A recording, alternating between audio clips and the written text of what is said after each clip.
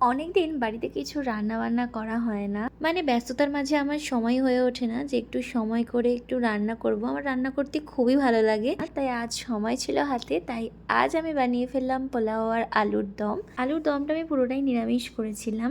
আলুর দমের সময় আমি যে মশলাটা ব্যবহার করেছি তাতে চালমগজ, কাজু, পোস্ত, টমেটো, সাথে ছিল আদা, অল্প করে ক্যাপসিকাম দিয়ে পেস্ট করে নিয়েছিলাম। তেলটা গরম করে একটু এলাচ আর তেজপাতা দিয়ে মশলাটা দিয়ে দিই এবং তারপর লঙ্কা গুঁড়ো, হলুদ গুঁড়ো দিয়ে ভালো করে মশলাটা কষিয়ে নিই। তারপর দিয়ে দিই আলু।